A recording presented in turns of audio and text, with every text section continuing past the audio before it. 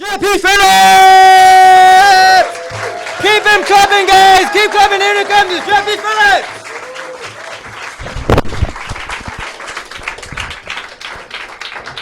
Good evening. I'll try again. Good evening. Thank you. Any kids, eh? Anybody else got kids? Nice. I've got 2 teenage daughters. By teenage daughters, I mean spawn of Satan! And by spawn of Satan, I mean sponging bastards that take all my money! But anyway. Have you started the sex education yet? Yeah. Yeah. That's just what they need in my family. Sexual tips from a 51-year-old. No, not tips. Not tips. That's a bit too Jimmy Savile, really. Advice. That's a better word, advice. 2 bits of advice I've given my teenage daughters. Keep your numbers down and make sure he's rubbered up.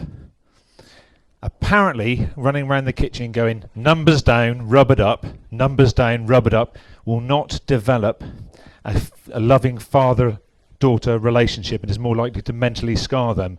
But I don't know about that, and I think we should bring dance into all forms of sex education, like Paso Doble for petting and samba for snogging. As long as it's done mutually and understanding, we're fine. But I had one advice from my father. My father was a builder from Devon, and it was coming back from a Plymouth Argyle game, and I support Plymouth Argyle for 40 years. And anybody else support a shit football team? Yeah. It's like swimming in a sea of shit with the occasional island of hope. And by sea of shit, I mean a sea of depression and misery because of 11 fuckwits' inability to put a fucking blown up piece of plastic into a football goal. But you swim to the island of hope, and a tsunami of shit washes you back into the sea of shit. And that's where you must stay, dodging the turds and the tampons as you swim through the sea of shit. But anyway, it was coming back from an Argyle game on the 24th of October 1981, when my father gave me the one piece of advice on sex he's ever given me. I don't remember the game for the game. I don't remember we won 5-1 against Chester City. And we went unbeaten to the 16th of January 1982. Or Colin Randall scored 2 goals. I don't remember it for those reasons. I remember it for the advice my father gave in a very loving and sensitive way when he said, "Right, I got something to say to you."